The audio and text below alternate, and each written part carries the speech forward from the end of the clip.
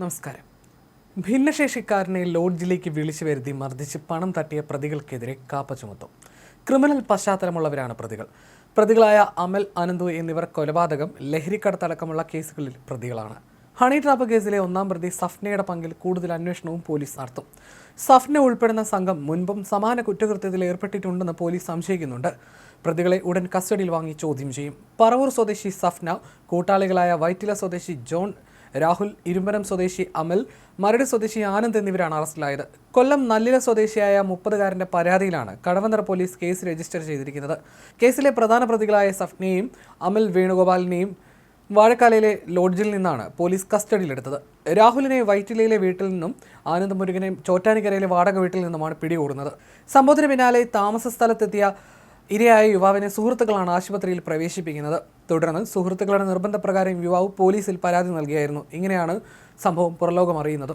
കേൾക്കാനും സംസാരിക്കാനും കഴിയാത്തയാളെയാണ് സഫ്ന സമൂഹ മാധ്യമത്തിലൂടെ പരിചയപ്പെട്ട് വശീകരിച്ച് എറണാകുളം സൗത്ത് ഓവർ ബ്രിഡ്ജിന് സമീപത്തെ ഹോട്ടലിലേക്ക് വിളിച്ചു വരുത്തിയത്.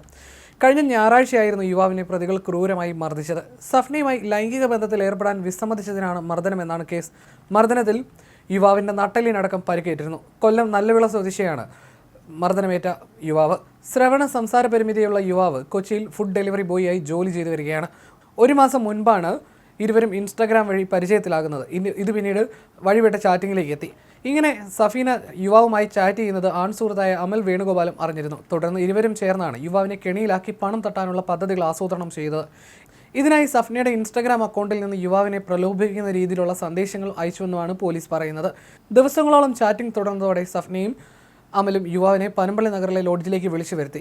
ഇൻസ്റ്റാഗ്രാം വഴി സഫ്നയുടെ ലോഡ്ജിലേക്കുള്ള ക്ഷണം യുവാവ് സ്വീകരിച്ചു. മുൻകൂട്ടി നിശ്ചയിച്ചതനുസരിച്ച് ഫെബ്രുവരി 22-ന് വൈകിട്ട് ലോഡ്ജിലെത്തി. എന്നാൽ ലോഡ്ജ് മുറിയിൽ പ്രവേശിച്ചതിന് പിന്നാലെയാണ് അമലും മറ്റുള്ളവരും ഇതേ മുറിയിലേക്ക് അതിക്രമിച്ച് കയറിയെത്തിയത്. ഇതോടെ സംഭവം കെണിയാണെന്ന് യുവാവിന് ബോധ്യപ്പെട്ടു. പുറത്തു കടക്കാനായി യുവാവ് ശ്രമിച്ചെങ്കിലും പ്രതികൾ അതിന് അനുവദിച്ചില്ല. അമലും സംഘവും യുവാവിനെ ക്രൂരമായി മർദ്ദിച്ചു. സഫ്നയുമായി ലൈംഗിക ബന്ധത്തിൽ ഏർപ്പെടാനും നിർബന്ധിച്ചു. യുവതിയുമായി ലൈംഗിക ബന്ധത്തിൽ ഏർപ്പെടുന്നതിൻ്റെ വീഡിയോ പകർത്തി ഇത് വെച്ച് ഭീഷണിപ്പെടുത്താനായിരുന്നു പ്രതികളുടെ പദ്ധതി. എന്നാൽ യുവാവ് ഇതിന് കൂട്ടാകാതിരുന്നതോടെ മർദ്ദനം തുടരുകയായിരുന്നു. യുവതിയുമായി ലൈംഗിക ബന്ധത്തിൽ ഏർപ്പെടുന്നതിൻ്റെ വീഡിയോ പകർത്തി ഇത് വെച്ച് പണം തട്ടാനുള്ള പ്രതികളുടെ നീക്കം പൊളിഞ്ഞതോടെ മർദ്ദനം തുടരുകയായിരുന്നു. ക്രൂരമായ മർദ്ദനത്തിൽ യുവാവിൻ്റെ വാരിയിൽ ഒടിഞ്ഞു. തുടർന്ന് യുവാവിനെ വിവസ്ത്രനാക്കിയ സംഘം കയ്യിലുണ്ടായിരുന്ന പേഴ്സും പണവും ATM കാർഡ് അടക്കം തട്ടിയെടുത്ത് കടന്നു കളയുകയായിരുന്നു. ക്രൂരമായ മർദ്ദനത്തിൽ യുവാവിന്റെ വാരിയിൽ ഒടിഞ്ഞു. സുഹൃത്തുക്കളുടെ നിർബന്ധപ്രകാരമാണ് യുവാവ് പോലീസിൽ പരാതി നൽകുന്നത്. സഫ്നയൊഴികെ മറ്റ് പ്രതികളെല്ലാം മുൻപ് നിരവധി കേസുകളിൽ പ്രതികളാണെന്ന് പോലീസ് പറയുന്നു. യുവാവിനെ മർദ്ദിച്ച കേസ് ചൂണ്ടിക്കാട്ടി പ്രതികളുടെ മറ്റ് കേസുകളിലെ ജാമ്യം റദ്ദാക്കാനുള്ള നടപടികളാണ് പോലീസ് ആരംഭിച്ചിരിക്കുന്നത്.